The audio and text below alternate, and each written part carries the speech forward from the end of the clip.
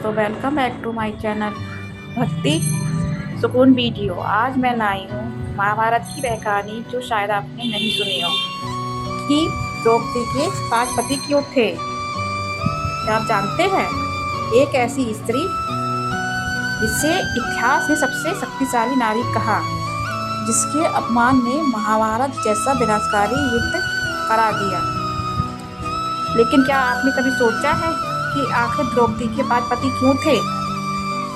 क्या ये केवल संयोग था या इसके पीछे छुपा था भगवान शिव का वरदान, पिछले जन्म का रहस्य और स्वयं श्री कृष्ण की लीला? आज की कहानी आपको महाभारत के उस रहस्य तक ले जाएगी जिसे बहुत कम लोग जानते हैं। द्रौपदी का जन्म कैसे हुआ?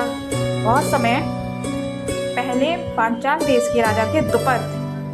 राजा द्रुपद और गुरु द्रोणाचार्य का भी बहुत अच्छे मित्र थे, लेकिन समय बदल गया। द्रोणाचार्य ने अपमान का बदला लेते हुए द्रुपद को युद्ध में हरा दिया। उस दिन द्रुपद के हृदय में प्रतिशोध की आग जल उठी। उन्होंने एक महान यज्ञ करवाया और उस यज्ञ का उद्देश्य था ऐसा पुत्र प्राप्त करना जो द्रोणाचार्य का वध कर सके। यज्ञ की अग्नि से 2 संतानें प्रकट हुई।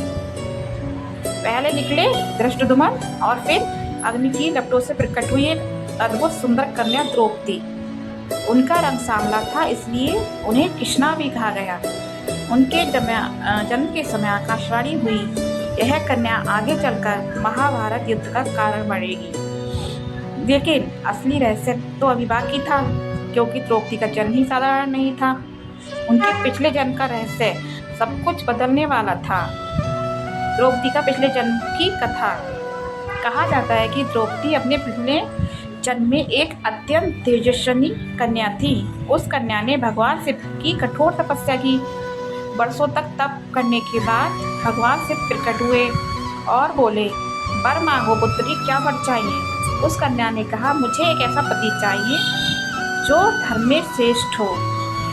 फिर उन्होंने दोबारा कहा, मुझे ऐसा पति चाहिए जो बलवान हो। और तीसरी बार, मुझे एक ऐसा पति चाहिए जो महान धनुर्धर हो। फिर चौथी बार, मुझे ऐसा पति चाहिए जो अत्यंत सुंदर हो। और 5वीं बार, मुझे ऐसा पति चाहिए जो अत्यंत बुद्धिमान हो। भगवान से मुस्कुराए। उन्होंने कहा, तुमने 5 बार पति मांगा है, इसलिए अगले जन्म में तुम्हें 5 पति प्राप्त होंगे। कन्या घबरा गई। उसने कहा, प्रभु समाज क्या कहेगा? भगवान से बोले, यह सब धर्म और समय की योजना का हिस्सा होगा। जब द्रौपदी बड़ी हुई थी तो उनकी सुंदरता पूरे आर्यव्रत में प्रसिद्ध हो गई। राजा द्रुपद ने उनका स्वयंवर रचाया था, जो मैं आपको पिछली वीडियो में बता चुकी हूँ। एक विशाल सभा सजाई। हस्तिनापुर, मगध, गांधार सभी राज्य के राजा और योद्धा आए। वहाँ कर्ण भी उपस्थित थे, दुर्योधन भी, शिशुपाल भी, और ब्राह्मण वेश में बैठे थे 5 पांडव। सभा के बीच में रखा था एक विशाल धनुष। ऊपर घूम रही थी मछली, नीचे रखा था पानी का पात्र, जो पानी के प्रतिबिंब देखकर मछली की आंख में भेदेगा वह द्रौपदी से विवाह करेगा। अब होने वाला था वो क्षण जहाँ पूरी सभा के सामने द्रौपदी ने ऐसा निर्णय लिया जिसने इतिहास बदल दिया। कर्ण का अपमान। सबसे पहले कई राजाओं ने प्रयास किया, लेकिन कोई धनुष तक न उठा सका। फिर आगे बढ़े कर्ण। पूरा सभा भवन शांत हो गया। कर्ण धनुष उठा सकते थे, वे लक्ष्य भी भेज सकते थे, लेकिन तभी द्रौपदी बोली, मैं सुपुत्र से विवाह नहीं करूंगी। समय सन्नाटा छा गया। कर्ण का अपमान हुआ। उन्होंने शांत होकर धनुष नीचे रख दिया, लेकिन उनके हृदय में चोट जीवन भर रही। अर्जुन ने जीता स्वयंवर। अब एक ब्राह्मण युवक आगे बढ़ा। बहते अर्जुन। उन्होंने सहसा से धनुष उठाया, पानी में देखा और अगले ही क्षण तीर सीधा मछली की आंख में जा लगा। पूरा सभागार गूंज उठा। द्रौपदी ने अर्जुन के गले में वरमाला डाली, लेकिन असली मोड़ अभी बाकी था, क्योंकि अर्जुन द्रौपदी को लेकर जब घर पहुंचे तो माता कुंती की एक वाक्य ने सब कुछ बदल दिया। पांडव द्रौपदी को लेकर अपने आश्रम पहुंचे। अर्जुन ने बाहर से कहा, माता देखिए आज हम क्या लाए हैं। कुंती पांडव द्रौपदी को लेकर अपने आश्रम पहुंचे। अर्जुन ने कहा, माता देखिए आज हम क्या लाए हैं। कुंती उस समय अंदर थी। उन्होंने बिना देखे कह दिया, पांचों भाई मिलकर बांट लो जो भी लाए हो। जब कुंती बाहर आई तो वो स्तब्ध रह गई, यानी चौंक गई। सामने द्रौपदी खड़ी थी। कुंती दुखी हो गई, लेकिन युधिष्ठिर बोले, माता का वचन धर्म है, उसे तोड़ना अधर्म होगा। सभा में प्रश्न उठे, एक स्त्री की 5 पति, यह कैसे संभव है। तब महर्षि व्यास वहां आए। उन्होंने बताया, यह भगवान शिव के वरदान का परिणाम है। और इस प्रकार द्रौपदी 5 पांडवों की पत्नी बनी। पांचों पांडव और द्रौपदी का संबंध, युधिष्ठिर धर्म और शांति, भीम सुरक्षा और बल, अर्जुन प्रेम और वीरता, नकुल सौंदर्य और विनम्रता, सहदेव ज्ञान और बुद्धि के। द्रौपदी को एक ही व्यक्ति में ये सारे गुण नहीं मिल सकते थे, इसलिए उन्हें 5 पति मिले। लेकिन द्रौपदी का जीवन सुखमय नहीं था, क्योंकि आगे जो होने वाला था महाभारत का सबसे दर्दनाक अध्याय।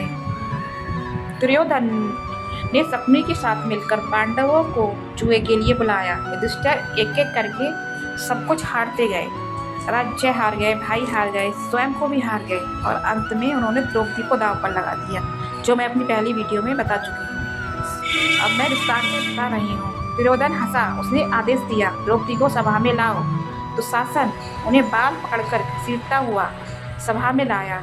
द्रौपदी रोते हुए पूछ रही थी, जिसने स्वयं को ही हार दिया वो मुझे क्या दांव पर लगाने का अधिकार रखता है। लेकिन सभा में सभी मौन थे।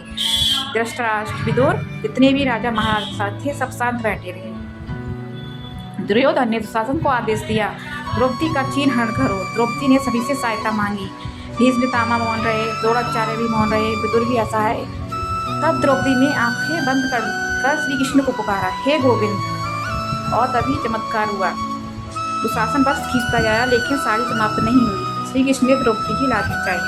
सभा स्तब्ध रह गई। लेकिन उस दिन द्रौपदी ने एक ऐसी प्रतिज्ञा ली जिससे पूरे कुल वंश का विनाश तय हो गया था। प्रतिज्ञा और महाभारत।